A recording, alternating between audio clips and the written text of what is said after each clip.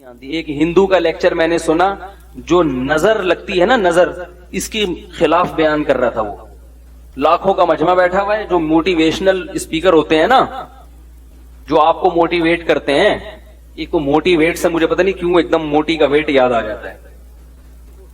ایک شاعر کا شعر میں نے سنا تھا کہ میں نے اس کو کہا موٹیویٹ کیا کہ موٹی ویٹ تھوڑا کم کر.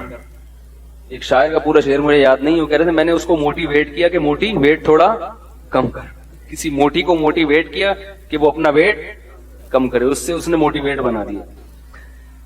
تو وہ جو اسپیکر تھے موٹیویشنل، وہ کیا کہہ رہے تھے لوگوں کو کہ تم نظر وظر کے چکر میں مت پڑا کرو، یہ کچھ بھی نہیں ہے، اس کی کوئی سائنٹیفک حقیقت نہیں ہے. اور دلیل یہ دے رہے تھے کہ اتنے خوبصورت خوبصورت دنیا میں لوگ ہیں، اتنے فلمی ایکٹریسز ہیں اور اداکار ہیں اور اداکارائیں ہیں اور ایسے طاقتور بلڈر ہیں، ان کو تو نظر لگتی نہیں. اور آپ کے ہاں کوئی خوبصورت بچہ پیدا ہوتا ہے آپ ڈر جاتے ہو. مولویوں نے ڈرایا ہوا ہے نا، وہی ان کے تو مولوی کے لفظ استعمال نہیں کیا انہوں نے، لیکن نظر کو کون برحق کہتا ہے؟ اسلام کہتا ہے نا، کہ اسلام کہتا ہے کہ نظر لگتی ہے، یعنی لگنے کا چانس ہوتا ہے. اتنی نہیں جتنی یہ روحانی ٹوپی ڈراموں نے لگوائی ہوئی ہیں، اتنی کہ ہم بھی قائل نہیں ہیں. یہ روحانی علاج والے تو الو بنا رہے ہیں، الو، اور بنو، دبا کے بنو الو ان کے سامنے. جو جائے گا نظر لگ گئی، کالا جادو، پیلا جادو، الو کے کیا بولوں میں ان لوگوں کو یار. میرا تو دماغ ایک دم خراب ہونے لگتا ہے، کیونکہ بہت الو بنا رہے ہیں ماشاءاللہ بھر بھر کے، اور آپ لوگ بن رہے ہو. میں بیان کر کر کے تھک گیا، مگر آپ لوگ الو بننا نہیں چھوڑ. روحانی علاج والوں کے پاس جاؤ اور الو بنو. لیکن فی نفسی ہی نظر برحق ہے. حدیث میں آتا ہے کہ اونٹ کو ہانڈی تک پہنچا دیتی ہے نظر. اتنے بڑا اونٹ ہے، نظر لگی مرا، ذبح کیا اور کہاں گیا؟ ہانڈی میں. تو وہ تقریر میں کہہ رہے تھے کہ بھائی دیکھو اتنے خوبصورت لوگ ہیں، ان کو تو لگ نہیں رہی. تو اللہ کے بندو، نبی صلی اللہ علیہ وسلم نے کب کہا کہ ہر ایک کو لگتی ہے؟ جو بھی خوبصورت ہوگا اس کو نظر، جو بھی اونٹ ہوگا اس کو نظر لگے گی. کچھ کو لگتی ہے اور بہت سو کو نہیں بھی لگتی. ایسی مثالیں دی جائیں گی. جب یاد رکھو، ایک بہت اہم پوائنٹ کی بات کر رہا ہوں، اللہ کرے سمجھ میں آ جائے. کیا کیا سمجھائیں یار، اصول بھی سمجھانے پڑتے ہیں. جب کوئی شخص دعویٰ کرتا ہے تو اس کے ذمے دلیل دینا ہے. آپ کے مطلب کی دلیل اس کے ذمے نہیں ہے. بہت اہم اصول ہے، یاد رکھ لو. جب بھی کوئی دعویٰ کرتا ہے تو اس کے ذمے نفس دلیل ہے، یعنی کوئی بھی دلیل. جس دلیل کا آپ مطالبہ کر رہے ہو وہ اس کے ذمے نہیں ہے. دعویٰ ثابت کرنے کے لیے نفس دلیل کافی ہوتی ہے، خاص دلیل ضروری نہیں ہوتی. اس کی مثال پہلے سمجھیں. آپ نے عدالت میں کیس کیا کہ وسیم بھائی نے میرے 2 لاکھ روپے کھائے ہوئے ہیں. عدالت نے کہا گواہوں سے ثابت کرو. آپ نے 2 گواہ پیش کر دیے جن کی آپ سے کوئی رشتہ داری بھی نہیں تھی. 2 گواہ پیش کر دیے. وسیم بھائی کوئی بیٹھے ہو تو معذرت، اب مثال سے تو بات جب ہی آئے گی، کوئی ایسا نام ہو میں بولوں کہ قطب الدین شاہ، کوئی ہو ہی نہیں. تو وسیم بھائی نے یہ کہا کہ یہ جو جج صاحب انہوں نے جو 2 گواہ پیش کیے ہیں، مجھے یہ والے گواہ منظور نہیں ہیں. کلیم اور جبار کو گواہی کے طور پہ پیش کریں گے تو میں مانوں گا.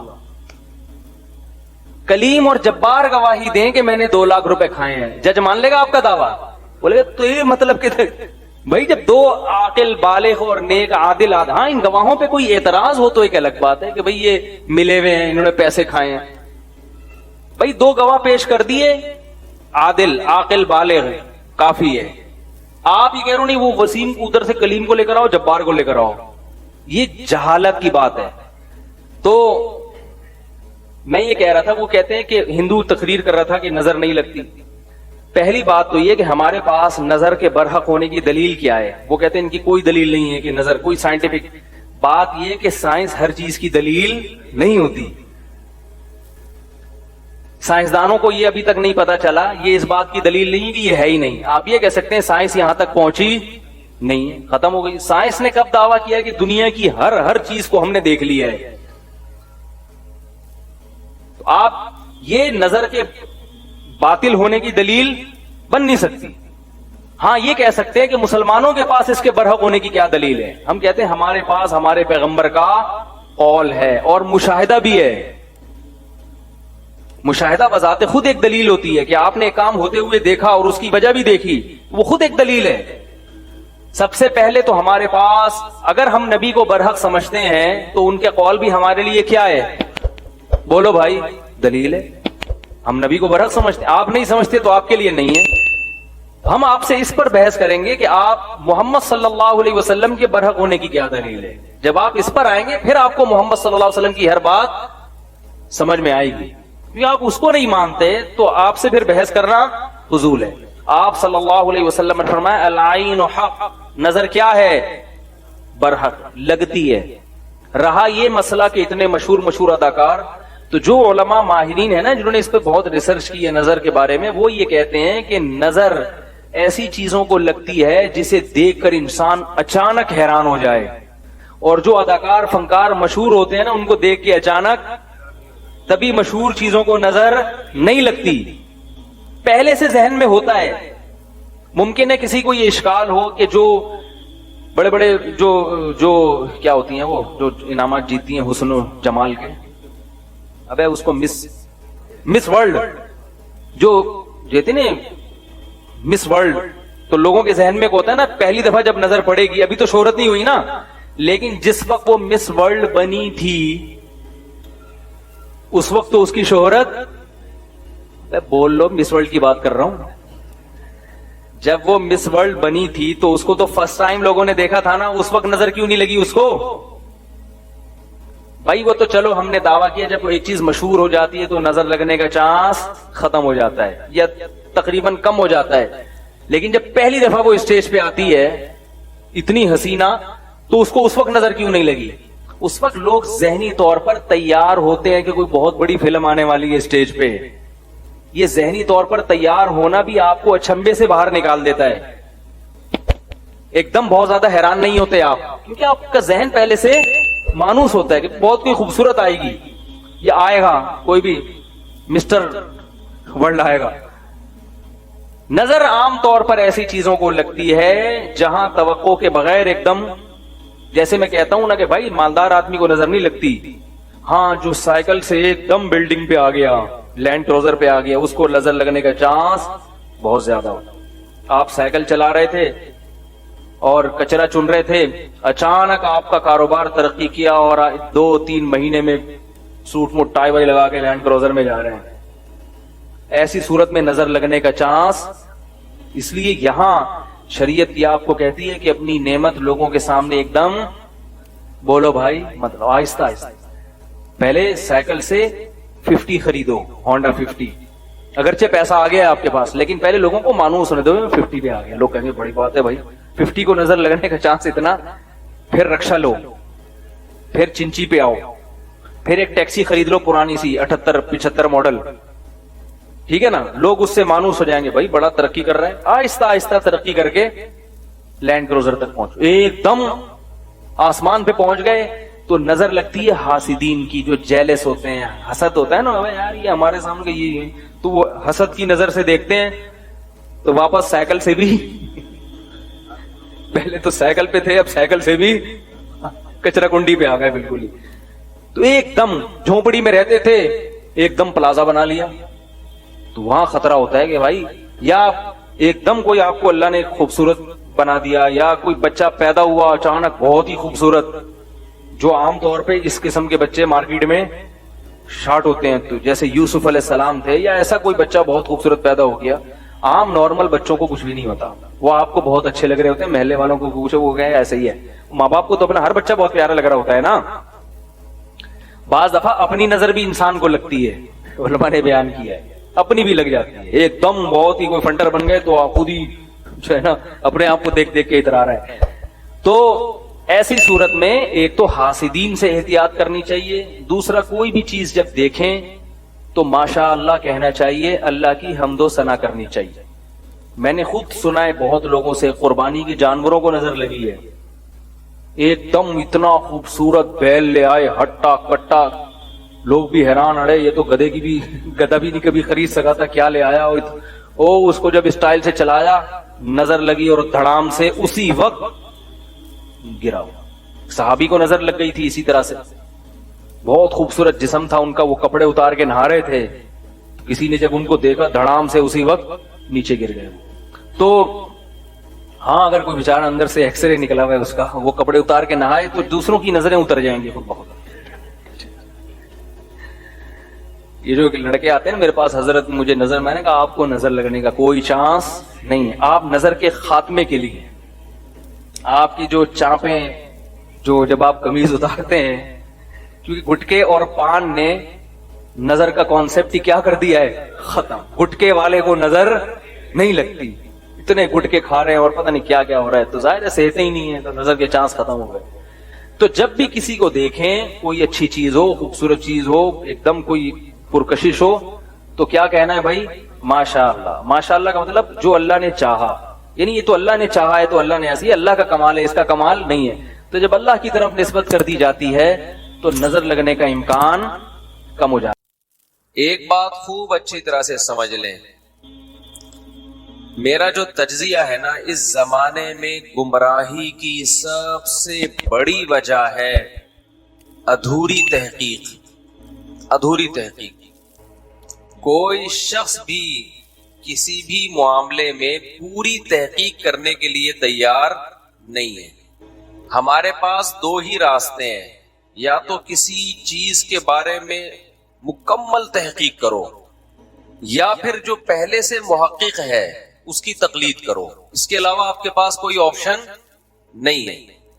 ہمارے ہاں نہ تحقیق ہوتی ہے اور نہ کسی پڑھے لکھے کی تقلید ہوتی ہے. ہوتا کیا ہے, بڑا عجیب کام ہوتا ہے ہمارے یہاں. ہوتا یہ ہے, تحقیق تو ہوتی نہیں ہے, ہوتی اندھی تقلید ہے, اور نام اس اندھی تقلید کو دیا جاتا ہے تحقیق کا. جو بھی یوٹیوب پہ بیٹھ کے جو مرضی پھینک دے اس کی باتوں کو سنا جاتا ہے, اس سے پھر ایک رائے قائم کی جاتی ہے, اور اس رائے میں اتنے ایکسائٹڈ, اتنے جذباتی کہ اس کے خلاف سننا پسند نہیں کرتے. یہ اندھی عقیدت ڈاکٹروں سے بھی ہے, حکیموں سے بھی ہے, مذہبی رہنماؤں سے بھی ہے, بزرگوں سے بھی ہے, ہر ایک سے ہے. سیاسی جماعتوں سے بھی ہے, مذہبی جماعتوں سے بھی ہے. تو ایک باطل کی بنیاد پہ آپ نے ایک عمارت کھڑی کی اور پھر اس عمارت کی دفاع میں لگ گئے آپ. یہ سب سے بڑی گمراہی کی وجہ ہے ہر فیلڈ میں. دوسرا, ہمارا بہت بڑا مسئلہ یہ ہے کہ ہم میں سے کوئی شخص بھی یہ ماننے کے لیے تیار نہیں ہے کہ مجھے کچھ نہیں آتا. یہ ماننے کے لیے تیار نہیں. میں بھی مثالوں سے بات کو انشاءاللہ سمجھاتا ہوں. اس طرز عمل کا نتیجہ کیا نکلا ہے کہ درست تجزیہ کرنا, درست فیصلہ کرنا یہ ممکن نہیں رہا ہے جب آپ کا طریقہ ہی غلط ہوگا. اور جب درست راستے تک پہنچنا ممکن ہی نہیں رہا تو پھر انسان کنفیوژن کا شکار ہوتا ہے. اس درست راستے پہ چلنے کے لیے قربانی دینے کے لیے تیار نہیں ہوتا, کیونکہ اس کو خود احساس ہوتا ہے کہ میری پوری عقیدت اور نظریے کی جو بنیاد ہے وہ جذبات پہ قائم ہے, دلائل پہ قائم نہیں ہے. وہ دلائل پہ قائم نہیں ہے. سیاسی تجزیے دیکھ لیے نا آپ, سیاسی تجزیے, فلاں مجھے لوگ بھیج رہے ہوتے ہیں یہ فلاں صحافی کا بیان سنیں, کتنا زبردست اینالائز کیا اس نے, کتنی زبردست ریسرچ ہے اس کی.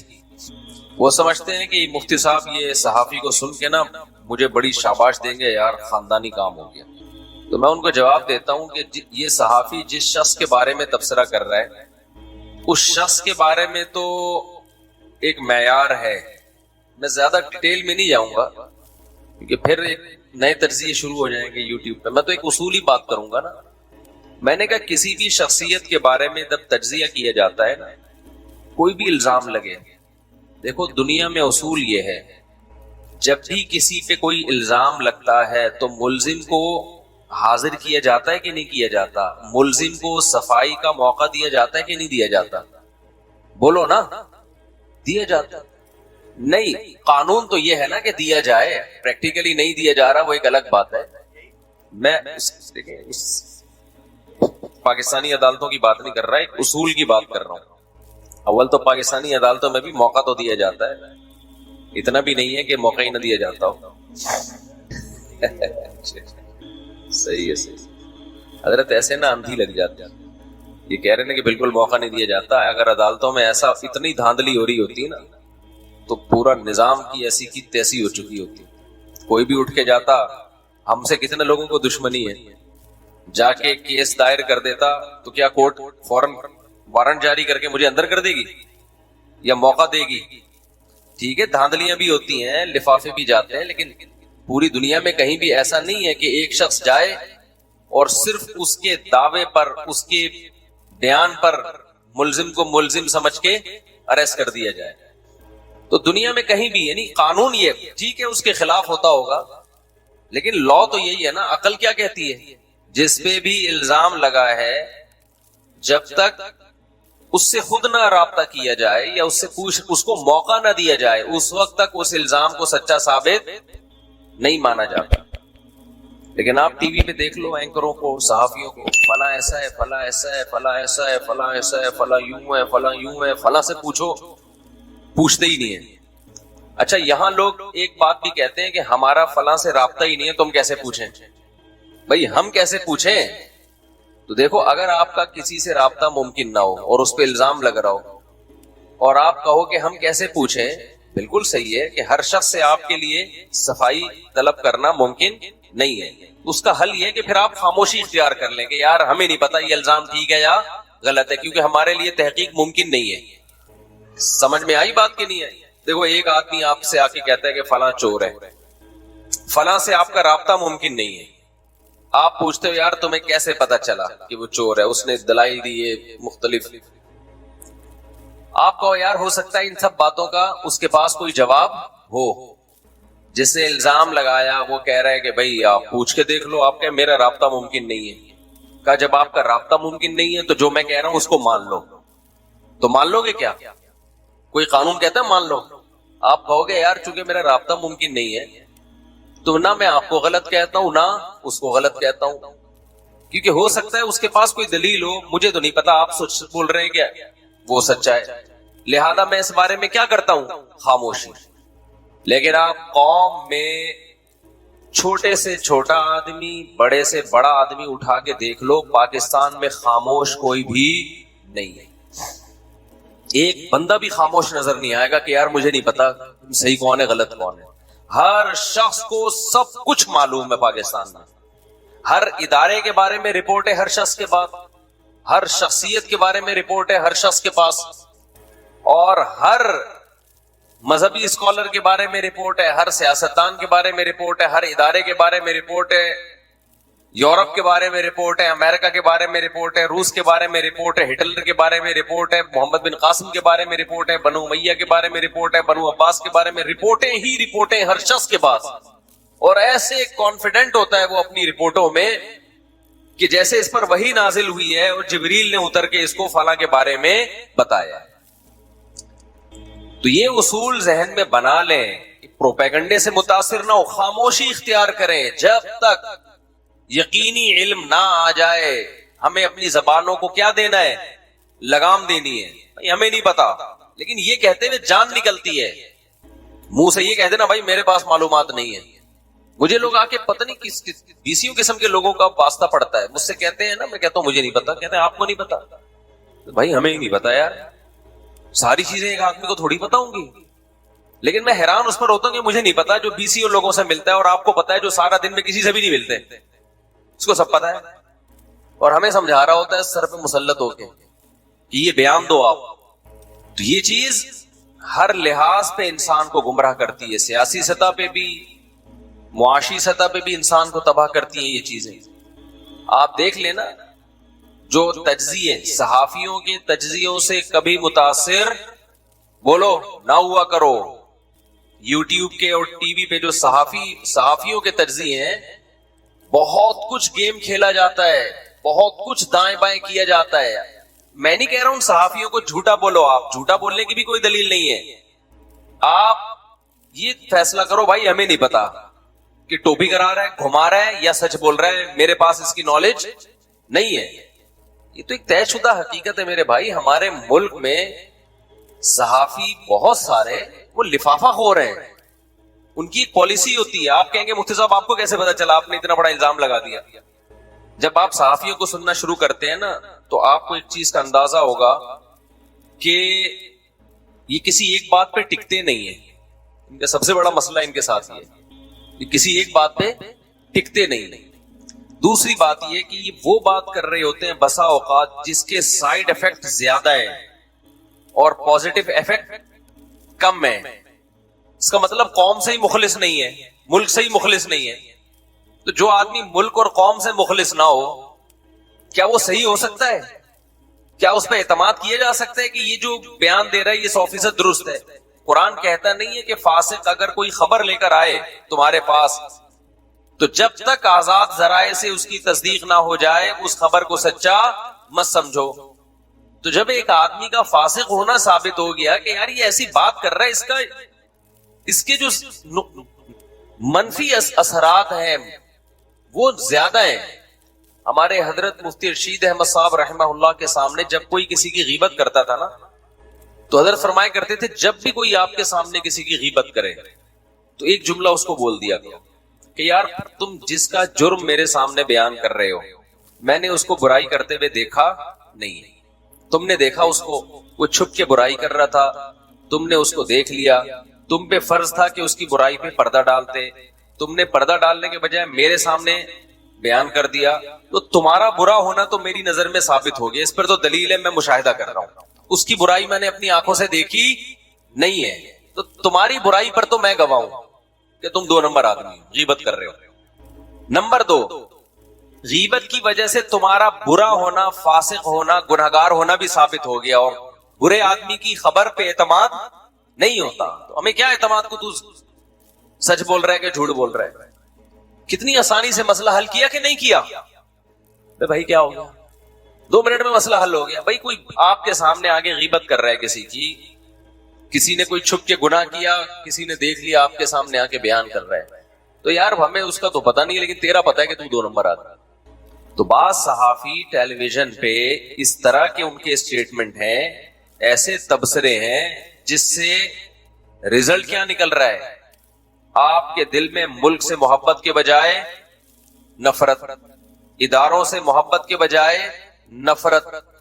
نتیجہ اس کا بالآخر یہ نکل رہا ہے کہ ملک کی ایسی کی تیسی ہو رہی ہے. تو وہ کیسے نیک لوگ ہو سکتے ہیں بھائی جو آپ کو اس ایسے ٹریک پہ ڈال دیں, ایسے راستے پہ ڈال دیں کہ آپ ان فیوچر آپ کا فیوچر ہی کہیں بیڑا غرق ہو جائے. ہر فیلڈ میں ایسا ہی ہے. 3 چیزیں زیادہ سنی جاتی ہیں جو عام لوگوں کی ہیں. ایک مذہب کو سنا جاتا ہے, ایک سیاست, اور تیسرا صحت. لوگ ڈاکٹروں کو بہت سنتے ہیں, حکیموں کو بہت سنتے ہیں. آپ دیکھ لیا کریں نا, کوئی بھی کسی سائنسدان کا کلپ آئے گا نا جو ناسا کے بارے میں جانے کی باتیں بتا رہا ہوگا, اس کو نہیں لوگ سنتے. کچھ 8-10 سائنسدان قسم کے لوگ سن رہے ہوں گے اس کو بیٹھ کے.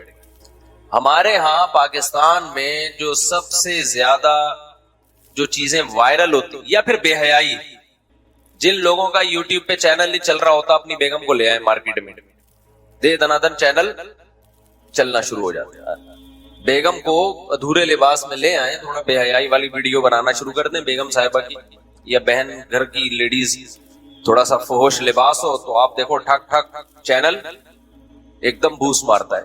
کیونکہ ٹھرکی پاکستان میں آپ کو پتا ہے کہ پھر وہی نیگیٹو بات ہو جائے گی. اور یہ تو مشاہدہ ہے کہ ٹھڑک کی کمی نہیں ہے. اس کا تو سب سے بڑی دلیل یہی ہے نا کہ آپ کوئی چینل بنائیں, تہذیب کے دائرے میں لے کے چلائیں, تو اس میں تو آپ میں بہت زیادہ کوئی قابلیت ہوگی تو اوپر جائے گا, ورنہ اوپر نہیں جائے گا. لیکن آپ لڑکیوں کو لانا شروع کر دیں اس میں ادھورے لباس میں, تو وہ چینل ٹھا کر کے اوپر جاتا ہے. تو یہ تو نظر آ رہا ہے نا, یہ کوئی بلا تحقیق خبر تو نہیں ہے. تو اس کا مطلب یہ فالٹ کس کا ہے؟ قوم میں ٹھرکی بھی, میں نہیں کہہ رہا زیادہ تر ٹھرکی ہیں, لیکن کم نہیں ہے. بہرحال بہت بڑی تعداد ایک ٹھرکیوں کی پائی جاتی ہے. یعنی اس سے آپ اندازہ لگا لو کہ آپ کھانا پکانے کی کوئی ترکیب بتائیں, آپ آدمی ہو تو اس میں بھی کچھ لوگوں کے چینل بہت اوپر جاتے ہیں لیکن وہ بہت ہی قابل ہیں. لیکن وہی کوئی خوبصورت سی جوان لڑکی اور ادھورے لباس میں ٹماٹر کاٹنے کی ترتیب بتا رہی ہوگی صرف، تو اٹھا کر کے ایسا چینل بوس مارتا ہے. تو 4 چیزیں چلتی ہیں پاکستان میں جو زیادہ جن کو لوگ سنتے ہیں سوشل میڈیا پہ. ایک ٹھڑک، اس پہ تو میں تبصرہ نہیں کروں گا، وہ تو ناجائز ہے، اور اس کو لوگ ایک بات ہے کہ سمجھتے غلط ہے کہ یار یہ کیا ہے، یہ غلط ہے. اس پہ کوئی تبصرے کی ضرورت نہیں ہے کہ اس کو، کہ میں اس کو کہوں کہ یہ غلط ہے. لوگوں کو پتا ہے کہ یہ کیا ہے، غلط ہے بھائی. دوسرا، سیاست، بہت زیادہ سیاسی تجزیے بہت سنے جاتے ہیں. تیسرا، میڈیکل سائنس، چاہے وہ طب یونانی ہو، حکیمی باتیں ہو، مورنگا کے، کیا ہے مورنگا کہتے ہیں نا، یہ جو ہم نے بھی پودا لگایا مورنگا، اس کے بے پناہ فضائل، لہسن کے بے پناہ فضائل، ٹماٹر کے فضائل پر کوئی کلپ آ جائے بہت دے دنادن چلتا ہے. لیکن اس میں بس یہ ضروری ہے کہ فضائل اتنے ہوں کہ جو فضائل بیان کرنے والا ہے نا اس کو بھی نہیں پتا ہو کہ میں، یہ مجھے بھی معلوم نہیں، بس پھینکے جا رہا ہوں، تو وہ دے دنادن چلتا ہے. میڈیکل سائنس کے کلپ بہت چلتے ہیں ڈاکٹروں کے، تو مذہبی بہت چل رہے ہوتے ہیں، مذہبی.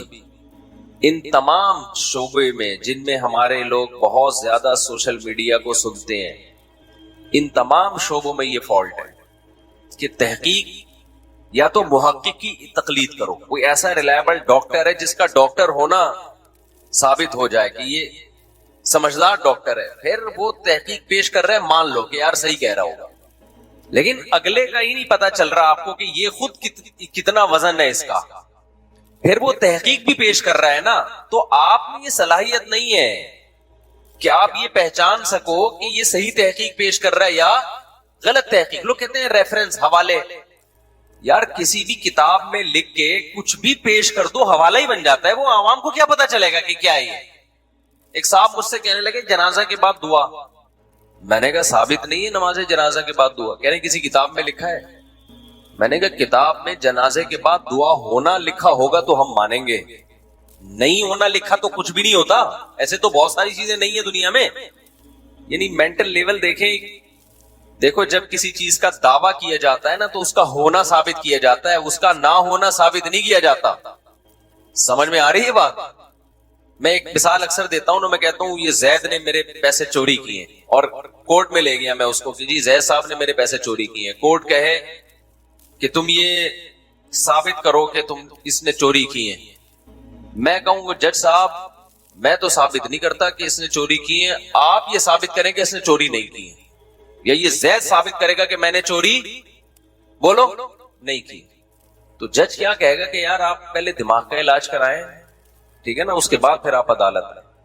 یہی کہے گا نا کہ کسی چیز کے ہونے پہ دلیل پیش کی جاتی ہے یا نہ ہونے پہ دلیل پیش نہیں کی جاتی.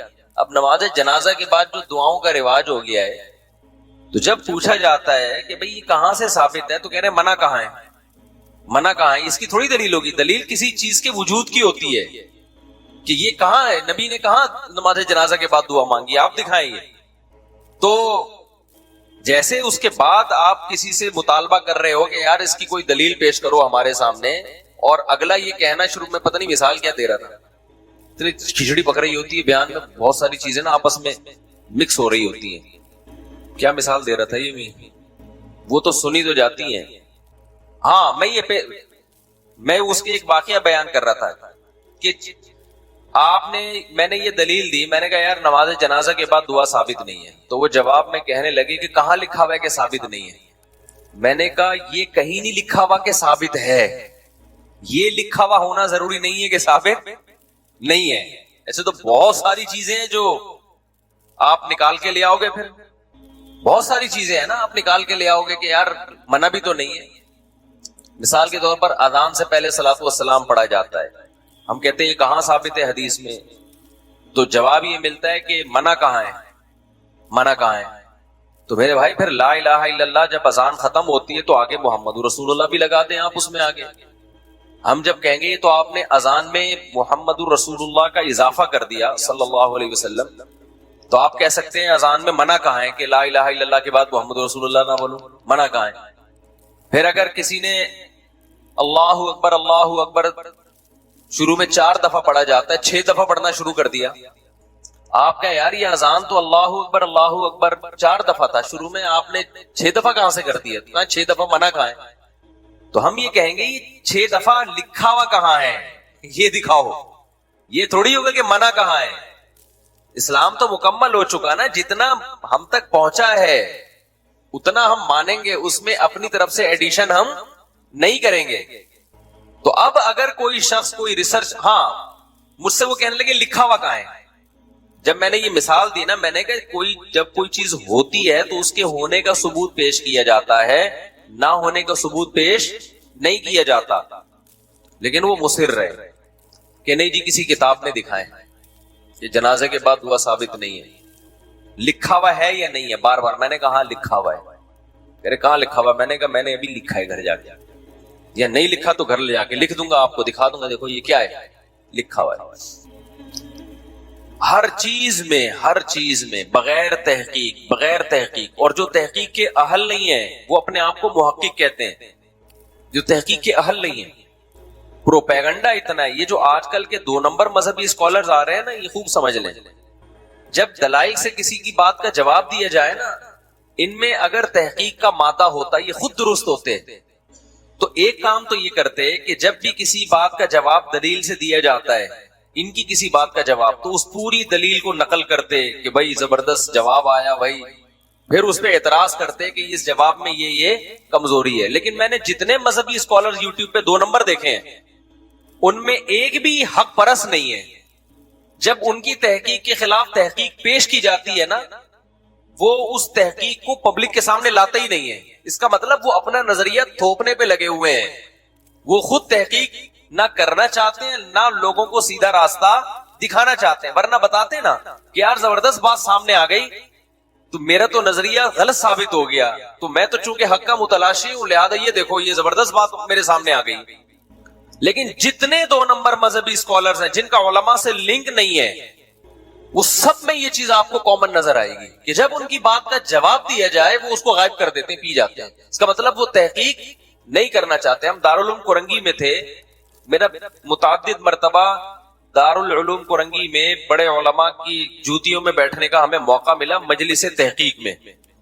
میں نے وہاں ایک چیز نوٹ کی، جتنے بڑے سینئر علماء تھے ان کا جب کوئی موقف ہوتا، ان کی ایک رائے تھی کہ یہ جائز ہے یا ناجائز ہے، جو بھی رائے تھی، تو جب کوئی سامنے ان کی رائے کے مخالف بات کرتا تو کان لگا کے بڑے غور سے سنتے، اس کو ایسے سنتے جیسے بالکل ایسے بن جاتے جیسے ہمیں کچھ نہیں آتا. اور اتنے غور سے اس لیے سنتے تاکہ ہو سکتا ہے بھائی سامنے والا کوئی ایسی دلیل پیش کر رہا ہو جس پر ابھی تک ہماری توجہ نہ گئی ہو.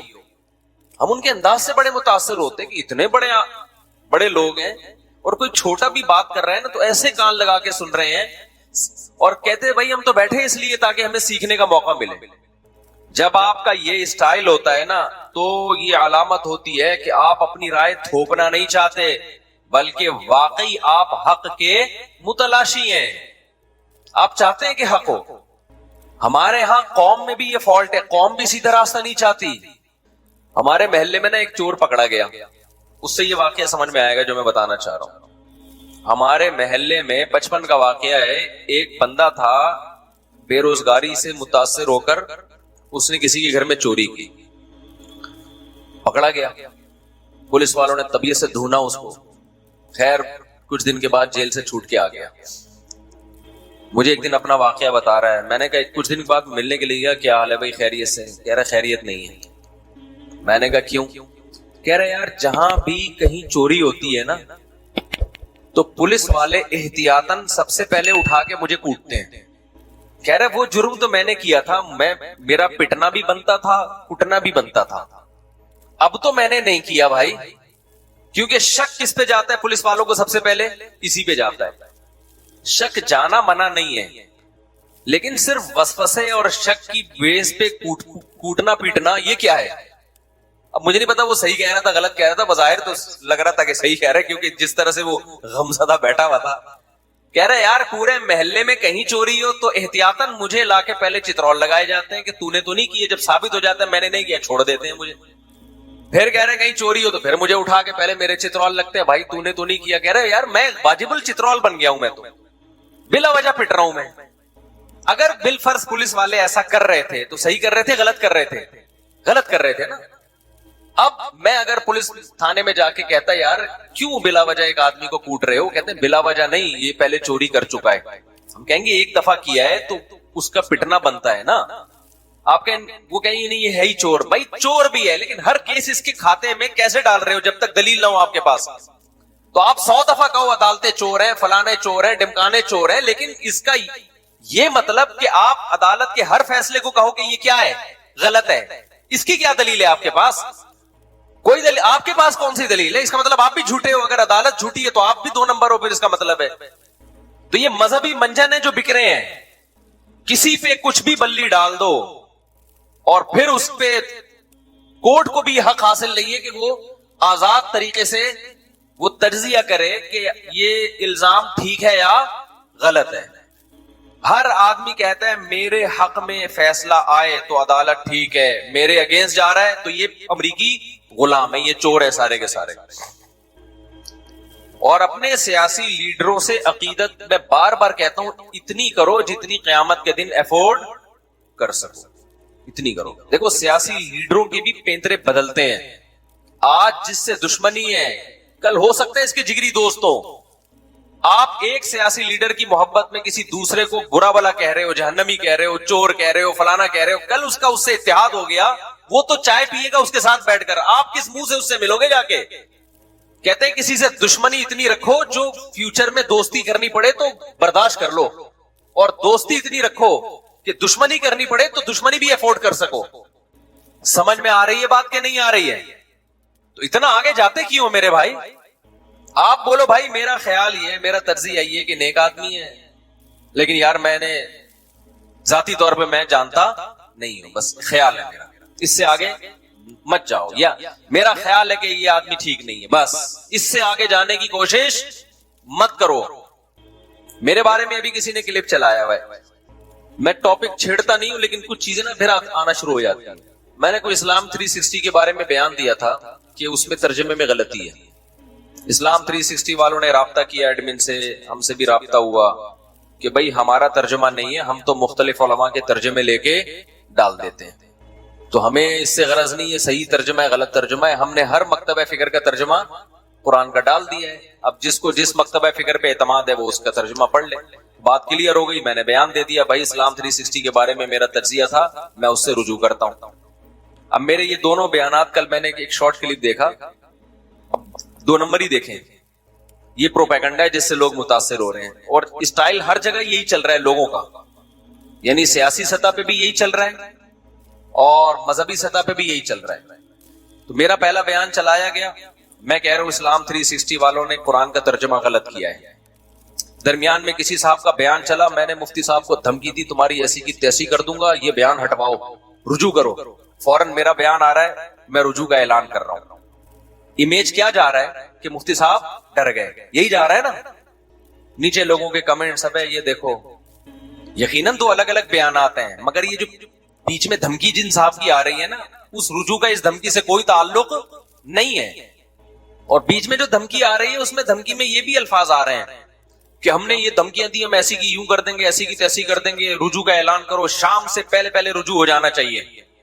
اور ایسا رجوع ہوا کہ پھر اسلام 360 والوں سے پوڈ کاسٹ بھی ہو رہا ہے, ان کو بلایا بھی جا رہا ہے اپنے دفتر میں. نیچے لوگ کہہ رہے ہیں یار زبردست, واہ مفتی صاحب تو ڈر گئے, نہ ہمیں دھمکی کا پتا, نہ مجھ تک کوئی دھمکی پہنچی ہے. 2 چیزوں کو جوڑا ہے, جو چیزیں بالکل ٹھیک ہیں. وہ شروع میں نے کہا ترجمہ غلط ہے, اسلام 360 والوں نے مجھے وضاحتی بیان دیا کہ بھائی یہ ہمیں ترجمے سے کوئی غرض نہیں ہے, ہم تو جو احمد رضا خان بریلوی صاحب کا ترجمہ ہے وہ اٹھا کے ہم نے رکھ دیا, کوئی اہل حدیث کا ترجمہ ہے تو جس نے جو پڑھنا ہے, ہم نے تو ایک لائبریری ہے, کتابیں جمع کر دی ہے. اب یہ چیز میرے حق میں جاتی ہے, میرے اگینسٹ نہیں جاتی کہ یار مفتی صاحب کا دل ماشاءاللہ کتنا بڑا ہے. ہونا تو یہ چاہیے نا کہ ایک چیز کی جب ایکسپلینیشن ہو گئی تو مفتی صاحب نے فوراً نہ صرف یہ کہ صفائی بیان کی بلکہ اسلام 360 والوں کو بلا کے ان کو پروموٹ کیا. یہ تو بڑا جگرا چاہیے نا اس کے لیے. اسی چیز کو کیا کیا گیا ہے, نیگیٹو کیش کرایا گیا ہے. میں سمجھا پا رہا ہوں اپنی بات. تو آپ گئے تحقیق گئی تیل لینے, جو لوگ کہتے ہیں نا ہم تحقیق کرتے ہیں, ہم نے تو یوٹیوب پہ تحقیق کی ہے, تحقیق کہاں گئی؟ پاکستان میں تیل لینے. یہ ہے محقق. پھر مسئلہ یہ ہے کہ لوگ مجھ سے کہتے ہیں وضاحتی بیان دو. بھائی وضاحتی بیان دیا کہ یہ میرے پر الزام غلط لگائے تو پھر وہاں سے ایک نیا بیان آ جائے گا, پھر یہاں سے ایک نیا بیان جائے گا, پھر وہاں سے ایک نیا بیان. ہم تو اسی کام کے رہ گئے, دنیا میں اور کوئی کام رہا ہی نہیں. پھر تو آپ خود کیوں نہیں یہ کر لیتے کہ بھائی جب تک صاحب واقعہ سے مل نہ لو آپ نہ کسی کے الزام کو سچا مانو نہ کسی کے الزام کو جھوٹا مانو. آپ بولو بھائی ہم مفتی طارق مسعود سے ملے نہیں ہیں, اگر ملیں گے تو پوچھ لیں گے, نہیں تو اس کے ہم کسی کو غلط نہیں کہتے, ہم خاموشی اختیار کرتے ہیں. لیکن مسئلہ یہی ہے کہ ہماری قوم کے لیے خاموش رہنا اس وقت دنیا میں سب سے مشکل کام ہے. مجھے نہیں پتا, یہ لفظ زبان سے ہر شخص کو سب کچھ پتا ہے. ایسے ایسے لوگ جن کو اسلامک بینکنگ کی الف بے نہیں پتا, سود کی میرے سامنے بٹھاؤ میں پوچھوں گا سود کی ڈیفینیشن کیا ہے, وہ بیان نہیں کر سکتے. وہ مفتی تقی صاحب کے بارے میں تجزیہ کر رہے ہیں کہ ان کا سودی بینکنگ میں فیصلہ بالکل ٹھیک ہے. بھئی آپ کو کیسے پتا چلا کہ ٹھیک ہے کہ غلط ہے ٹھیک یقیناً. تو آپ کو کیسے, یعنی اس کی مثال ایسے ایک بہت بڑا سرجن جو ہے نا, وہ ایک بہت بڑا اسپیشلسٹ ہارٹ اسپیشلسٹ یہ فیصلہ کرے کہ یہ جو پیشنٹ ہے نا اس کے بارے میں میرا فیصلہ یہ ہے کہ اس کا آپریشن ہونا چاہیے. چھلے سے کام نہیں چلے گا, چھلے سے کام وہ ڈال دیتے ہیں نا ڈاکٹر, رنگ سے کام نہیں چلے گا. ایک رکشے والا بیٹھا ہو کہہ رہا ڈاکٹر صاحب میرا خیال ہے آپ کا فیصلہ بالکل درست ہے. یعنی میڈیکل سائنس کی جو میں نے کتابیں پڑھی ہیں اس کے لحاظ سے اس ٹائم پہ یہی بنتا ہے. ڈاکٹر کہے گا تو کیسے فیصلہ کر رہا ہے میرے بھائی. اسلامک بینکنگ کے لیے مفتی تقی صاحب کی عمر گزری ہے, زندگی گزری ہے, اور ہمیں بھی پتا ہے کہ اس کو سمجھنا کتنا مشکل کام ہے. لیکن ایسے ایسے اسکالرز جن کو سود کی تعریف ان سے پوچھی جائے تو وہ نہیں بتا سکتے, وہ فیصلہ کر رہے ہیں کہ وہ صحیح ہے یا غلط ہے. بھائی تم بولو یار ہمیں کیا پتا ہے یار, اتنے بڑے آدمی ہمیں کیا پتا, ہم تو فارغ لوگ ہیں ہم. لیکن ہے ہی نہیں نا زبان سے کوئی یہ اقرار کر لے کہ مجھے معلوم نہیں ہے. ایک صاحب سے ایک دفعہ میں نے کہا کہ ماشاءاللہ باپ کی عمر اتنی ہو گئی ہے, داڑھی تھی ماشاءاللہ ان کی, نمازی تھے. میں نے کہا آپ کی ایج اتنی ہو گئی ہے, آپ نا نمازوں کا حساب کر کے قضائے عمری پڑھنا شروع کر دیں. ماشاءاللہ آپ کی زندگی میں کوئی گناہ نہیں بچا, لیکن یہ اللہ کا قرض ہے, اتنی نمازیں آپ کے ذمے شروع کر دیں. کہنے لگے میری رائے میں یہ قضائے عمری کا کوئی کانسیپٹ نہیں ہے. میں نے کہا جو آپ کی رائے ہے, کیا آپ اتنے ماہر اتنے ایکسپرٹ ہیں, آپ نے کوئی اتنے ڈپلومے کیے ہوئے کوئی فقہ میں یا حدیث میں؟ یہ لفظ کتنا خطرناک ہے, میری رائے میرا کانسیپٹ یہ ہے. بھائی تیرا کیا کانسیپٹ ہے؟ کتنے آرام سے عامی آدمی اتنے بڑے بڑے الفاظ استعمال کرتا ہے, ہمیں سمجھ میں نہیں آتا اور تحقیق ہوتی نہیں ہے. پھر میں نے ان کو سمجھانا شروع کیا کہ کس دلیل کی بیس پہ آپ نے قضاء عمری کا انکار کر دیا. تو وہی بات ہے نا کہ اگلے سے جب بات کرو نا تو جس کو دلیل دینی چاہیے وہ دلیل دیتا نہیں ہے, الٹا آپ سے دلیل مانگنا شروع کر دیتا ہے. وہ کہنے لگے اس کی کیا دلیل ہے کہ قضاء عمری پڑھی جائے. میں نے کہا اس کی کیا دلیل ہے کہ اتنی نمازیں جب جمع ہو جائیں تو بغیر قضا کے معاف ہو جاتی ہیں. دلیل تو آپ کے ذمے ہے. حدیث میں تو ہمیں ملتا ہے کہ جب بھی نبی صلی اللہ علیہ وسلم کی نماز قضا ہوئی ہے تو پہلے قضا پڑھی ہے آپ نے. اب 4 نمازیں قضا ہوں یا 4000, اس میں فرق کی کوئی دلیل بتاؤ آپ. دین اللہ احق ان یقضا, حدیث میں آتا ہے اللہ کا قرضہ اس بات کے زیادہ لائق ہے کہ اس کو چکایا جائے. جیسے انسانوں کے قرضے چکائے جاتے ہیں, اللہ کے قرضے بھی چکائے جاتے ہیں. توبہ سے یہ جرم معاف ہوگا کہ آپ نے ڈیلے کیوں کیا, اس کو پڑھنی تو اس ٹائم پہ تھی. ہر آدمی فنٹر بنا ہوا ہے پاکستان میں. کیکڑا آج کل بہت کھایا جا رہا ہے, حنفی لوگ بھی کیکڑا کھا رہے ہیں. جب ان سے دلیل مانگو کہتے ہیں قرآن میں آتا ہے کہ احل لکم صید البحر, کہ تم پر سمندر کا شکار حلال ہے. اب سمندر کے شکار میں کہتے ہیں پانی کی ہر چیز داخل ہے. لیکن جب آپ ان سے سوال پوچھو پھر مگرمچھ بھی کھایا کرو. مگرمچھ پانی کا جانور ہے نا. جو کہتے ہیں کہ سمندر کا شکار حلال ہے تو اس سمندر کا نہیں, پانی کا مراد ہے. اس سے پانی کی ہر چیز کیا ہے, حلال. تو جب ہر چیز ہے تو کچھوا بھی ہونا چاہیے, مگرمچھ بھی ہونا چاہیے. تو کہتے ہیں وہ مگرمچھ جو ہے نا وہ تو پانی میں 24 گھنٹے میں باہر بھی آتا ہے. تو کیکڑا کون سا 24 گھنٹے پانی میں رہتا ہے؟ کیکڑا بھی پانی سے باہر بھی آتا ہے, پانی کے اندر بھی. اب یہ تحقیق 2 لفظوں میں ان کی ہو گئی ٹھوس. جتنی غبارے میں ہوا بھری ہوئی تھی نا وہ ایک ہی دفعہ میں, جو صبح شام ابو حنیفہ ایسے فلانا ایسے, میں قرآن کو مانتا ہوں, میں حدیث کو. ابے تو کیکڑا کھانے کے لیے صرف قرآن کو مانتا ہے, باقی تو قرآن کو نہیں مانتا. سمجھ میں آ رہی ہے بات کہ نہیں آ رہی ہے؟ تو اپنی جہالت کا تو اعتراف کر کے یار دیکھو جو امام شافعی کو فالو کرتے ہیں نا، امام شافعی کو، وہ کیکڑا کھاتے ہیں، ان سے پوچھو کیوں کھاتے ہیں، وہ کہتے ہیں یار ہم جاہل لوگ ہیں بھائی، اتنے بڑے امام مجتہد، ان کی تحقیق ہے، اس تحقیق پر اعتماد کرتے ہیں، وہ بچ جائیں گے، کیونکہ قرآن کہہ رہے فَاسْأَلُوا أَهْلَ الذِّكْرِ إِن كُنتُمْ لَا تَعْلَمُونَ، اگر تمہیں علم نہیں ہے، تمہارے پاس نالج نہیں ہے، تو جس کے پاس نالج ہے اس کو فالو کرو۔ تو کہیں گے کہ اللہ امام شافعی کے پاس نالج تھی اور اس کی دلیل اجماع امت، میں نے ان کو فالو کیا ہے، بچ جائے گا۔ لیکن جو کہتے ہیں نا میری تحقیق ہے، تو پھر پوری تحقیق کر بھائی، تو یہ کیکڑا کھانے کے لیے تیری تحقیق ہے، اور جب مگرمچھ کی بات آتی ہے تو بریانی بنا کے پیش کرو ان کے سامنے مگرمچھ کی۔ کچھوے کے انڈے جیسے مرغی کے انڈے بک رہے ہوں، اب مارکیٹ میں کچھوے کے بکنا شروع ہو جائیں، پوری قوم سڑکوں پہ نکل آئے گی بھائی کیا ہو رہا ہے۔ پھر وہ دکاندار کہے احل لکم صید البحر وطعامہ متاعا لکم وللسیارہ، تمہارے لیے سمندر کا شکار اور اس کا کھانا حلال کیا گیا ہے۔ یہ حنفی مولویوں نے اپنی دکانیں اور منجن بیچنے کے لیے لوگوں کو الو بنایا ہوا ہے، وہاں نہیں ہوگا، وہاں کوئی یہ باتیں نہیں کرے گا، پبلک پکڑ کے کوٹے گی ابے تو کچھوے کے انڈے کھلا رہا ہے میں مرغی کے نام پہ۔ میں سمجھا پا رہا ہوں اپنی بات؟ تو یہ تحقیق جو ہے نا، عوام کی تحقیق کیا ہے؟ محقق کو فالو کرنا، اور اگر تحقیق کرنی ہے تو پھر اس تحقیق کے سمندر میں گھسو، دونوں طرف کے دلائل دیکھو، دونوں طرف کے، ادھر بھی ادھر بھی، گھنٹوں گھنٹوں بیٹھو، اس کی بات بھی سنو، ایک گھنٹہ اس کی بات بھی سنو، پھر اس کے دلائل ادھر لے کے جاؤ، پھر ادھر کے ادھر لے کے جاؤ۔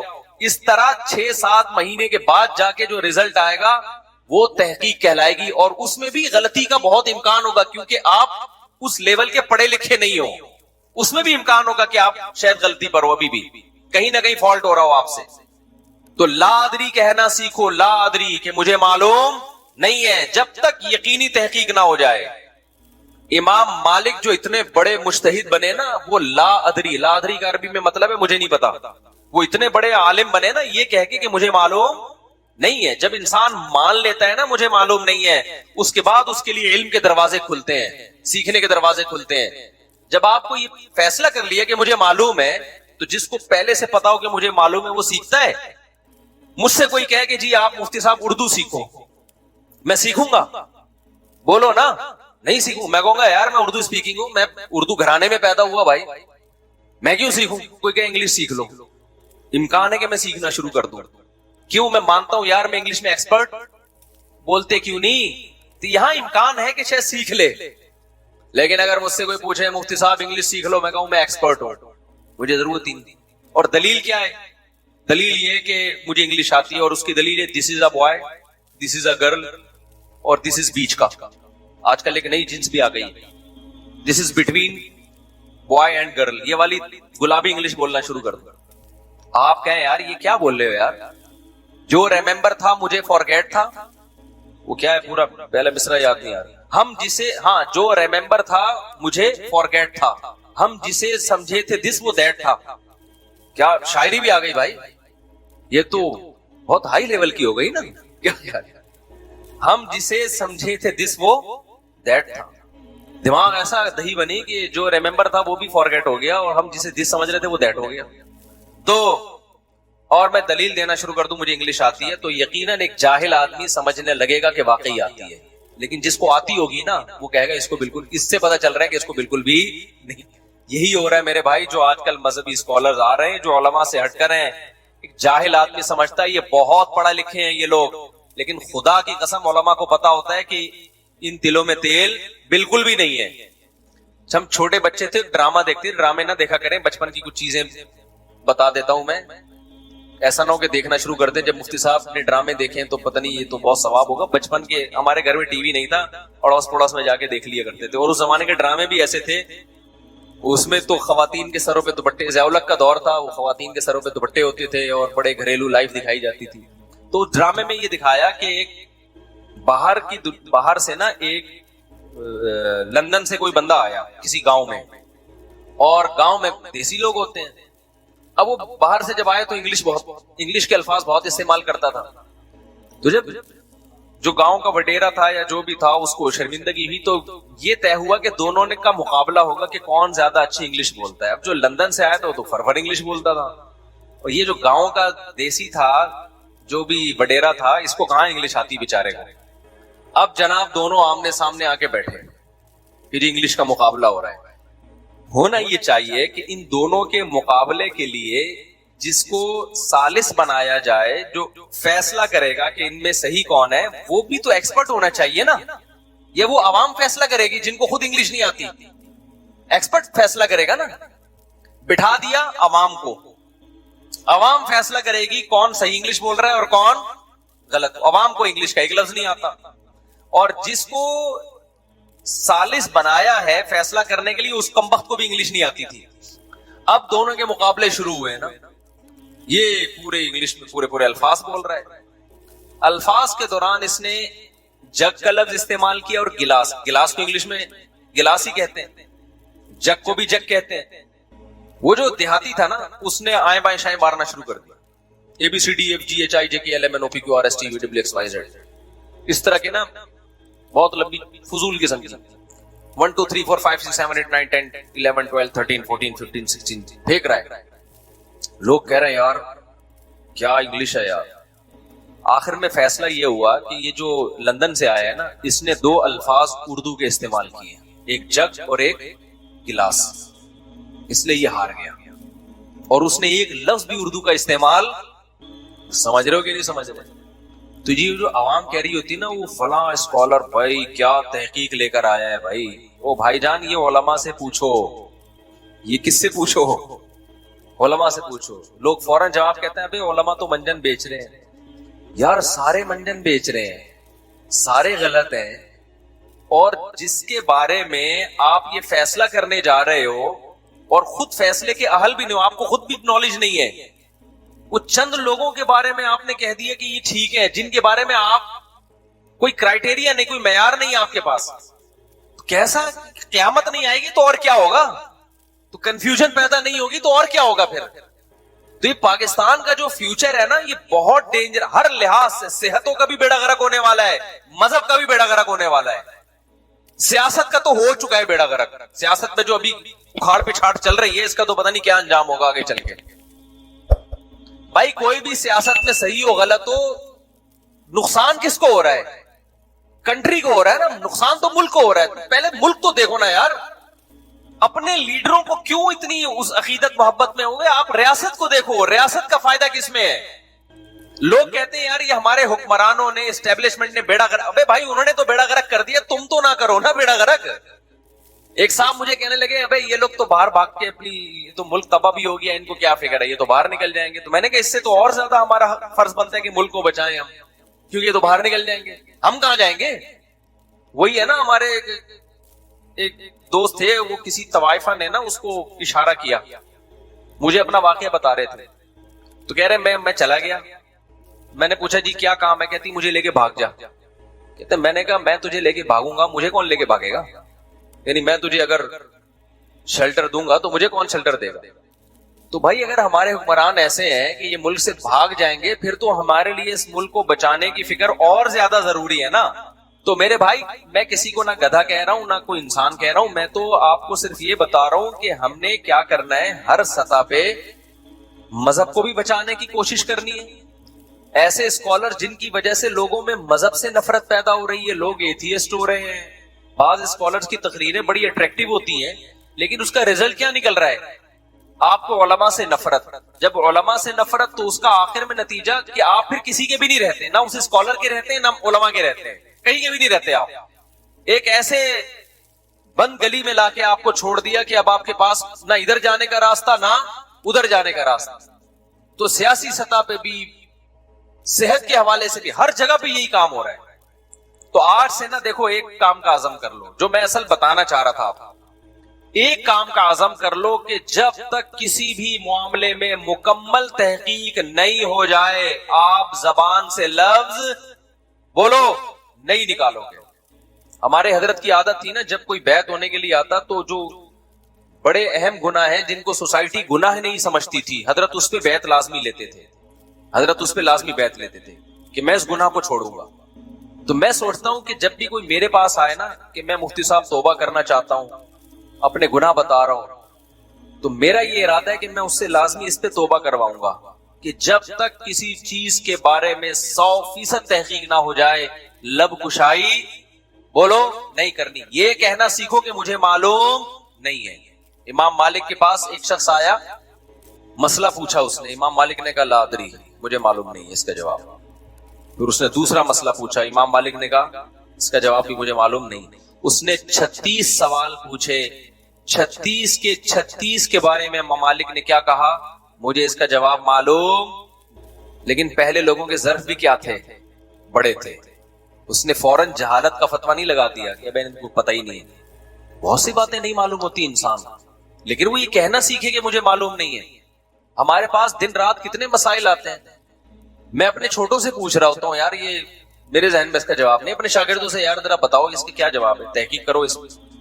ہمیں تو 20 سال ہو گئے تحقیق کے کام میں, لیکن ابھی بھی ہم جب آتے ہیں سوال تو ہم 50% سوالات ایسے ہوتے ہیں جس کا میں کہتا ہوں کہ یار اس کا اس وقت مجھے جواب معلوم نہیں ہے. ایک دفعہ حضرت مفتی تقی عثمانی صاحب کو میں نے کال کی, پرانی بات ہے, میں نے حضرت سے مسئلہ پوچھا. حضرت نے فرمایا اس وقت مجھے اس کا جواب معلوم نہیں ہے, آپ دارالعلوم کرنگی میں سوال لکھ کے جمع کرا دیں, تحقیق ہو جائے گی. سارے بڑے علماء. لیکن آج ایسے لوگ آ رہے ہیں جو پوچھو ٹھک سے جواب, بولو ادھر پوچھا ادھر جواب, ادھر پوچھا ادھر. حکیم دیکھ لو, ایک حکیم کے ساتھ میرا سفر ہوا, میں جو پوچھ رہا ہوں نا صحت کی بات, اس کے پاس اس کا جواب ہے. مجھے لگا یہ پھینکو ہے. حالانکہ لوگ سمجھ ہوتے ہیں بہت ایکسپرٹ ہے, لیکن آپ تھوڑا سا تجربہ ہو نا آپ کا, تو پھر آپ کو اندازہ ہو جائے گا کہ جو ایکسپرٹ ہوتا ہے نا اس کے پاس ہر بات کا جواب نہیں ہوتا. میں اس حکیم سے پوچھ رہا ہوں کہ بھئی ایسا کیوں ہوتا ہے, وہ کہ ایسا اس لیے ہوتا ہے. پھر میں نے کہا ایسا کیوں ہوتا ہے, کہتا ہے ایسا اس لیے ہوتا ہے. ایسا کیوں ہوتا ہے. میں نے اس کے اسپیشلسٹ ڈاکٹروں سے پوچھا, تو ڈاکٹر نے کہا کہ میں اصل میں اس میں کوئی صحیح رائے نہیں دے سکتا, مجھے صاحب اس بارے میں مجھے بڑی تحقیق کرنی پڑے گی. پھر دوسرا سوال میں نے ڈاکٹر سے پوچھا, اس نے کہا مجھے اس کے بارے میں تحقیق نہیں ہے. میں ڈاکٹر سے بدگمان نہیں ہوا جو ہر بات کے جواب میں کہہ رہا ہے مجھے تحقیق نہیں ہے. میں اس حکیم سے بدگمان ہو گیا جس کمبخت کا پڑھا ہوا کچھ بھی نہیں ہے. پھر بعد میں پتا چلا 2 نمبر حکیم ہے, کہیں بھی نہیں پڑھا, اس کچھ بھی نہیں پڑھا ہوا. عطائی ہوتے ہیں نا گدی نشین, کچھ بھی نہیں پڑھا ہوا. لیکن اس حکیم کے ماشاءاللہ چل رہا ہے پنجاب میں نام نہیں لوں گا, میرے پیچھے پڑ جائے گا. پھر وہ ایک ہوتا تو نام بھی لے لیتا نا انسان. روحانی علاج کے بھی دفتر چل رہے ہیں اس کے, اور ماشاءاللہ منجن بھی دبا کے بک رہے ہیں. پتہ نہیں لوگوں کی صحتوں کا کیا حال ہو رہا ہوگا. ہر آدمی ہر فیلڈ میں. تو میں جو بیان لے کے چلا تھا نا کہ پورے اسلام میں داخل ہو جاؤ, میں کہہ رہا تھا کہ بعض دفعہ انسان قربانی اس لیے نہیں دے پاتا کہ وہ اتنا کنفیوز ہو چکا ہوتا ہے, تجزیہ ہی نہیں کر پا رہا ہوتا. جب کنفیوز ہوتا ہے تو اس کے لیے, مثال کے طور پر ایک عورت ہے, وہ پردہ کرنا چاہتی ہے, لیکن اس کو پردہ کرنے میں بہت بڑی قربانی دینی پڑے گی, جیسے کہ دینی پڑتی ہے. لیکن کسی اسکالر نے اس کے دل میں شک ڈال دی کہ اسلام میں ایسا پردہ ہے ہی نہیں جیسا تم کرنا چاہ رہی ہو. اب وہ قربانی دے گی نہیں, شک پڑ گیا نا اس کو, یار پتہ نہیں یہ میں جتنا کچھ کر رہی ہوں کہ یہ اسلام کا حکم بھی ہے یا نہیں, کہ بھئی یہ جو ہے یہ کرے بھی کہ نہیں کرے. ہر چیز میں شک. طلاقیں دینے کے بعد تو یہی ہوتا ہے, 3 طلاقیں دینے کے بعد جب فتویٰ دیا جاتا ہے نا کہ طلاقیں ہو گئی ہیں, بہت بڑی قیامت ٹوٹتی ہے میاں بیوی پہ. وہ قربانی دینے کے لیے تیار ہو جاتے ہیں کہ یار جب اللہ رسول کا حکم ہے ہم زنا نہیں کر سکتے, کہیں سے فتویٰ مل جائے گا 3 کتنی ہے 1. اب شک پیدا ہو گیا نا, اب کہتے ہیں یار یقینی حکم تو نہیں ہے. ہر چیز میں کیا ہو رہا ہے, یہ اس زمانے میں نا اسلام کے ساتھ جو سب سے بڑا ظلم ہو رہا ہے وہ اس زمانے میں ان نام نہاد مذہبی اسکالرز کی وجہ سے ہو رہا ہے کہ ہر چیز کو انہوں نے کیا کر دیا, شک ڈال دیا. تراویح کا دیکھ لو, امت ہمیشہ سے 20 رکعت پڑتی ہے. یہ رمضان میں لوگ قربانیاں دیتے تھے کہ یار سنت ہے, اتنا ثواب ملتا ہے. اب اس میں کیا ہے, شک. یار پتہ نہیں 20 ہیں 8 ہے جی, کوئی 13 کہہ رہا ہے, کوئی 8 کہہ رہا ہے, کوئی کچھ کہہ رہا ہے, شک پڑ گیا اس میں. پھر چلو یہاں تک بھی غنیمت تھا کہ یار پڑھ تو رہا ہے, ایک شک یہ کہ ہے بھی کہ نہیں ہے. غامدی صاحب کو سنو تو کہہ رہے ہیں تراویح سرے سے کوئی چیز, اور اتنے کانفیڈنس کے ساتھ اتنی غلط بات, کہہ رہے سرے سے کچھ ہے ہی نہیں, ایسے بنایا ہوا ہے. اب بتاؤ کیا نتیجہ, کیا اس کا فیوچر میں رزلٹ کیا آئے گا؟ صرف وہ لوگ بچیں گے جن کا علماء سے گہرا تعلق ہے, صرف وہ بچیں گے اسلام پہ. یہ میری پیش گوئی ہے, باقی سب برباد. کیونکہ آگے پھر اتنی شاخیں نکلیں گی نا, اتنی شاخیں کہ آپ کی سوچ ہے, اتنی شاخیں نکلیں گی.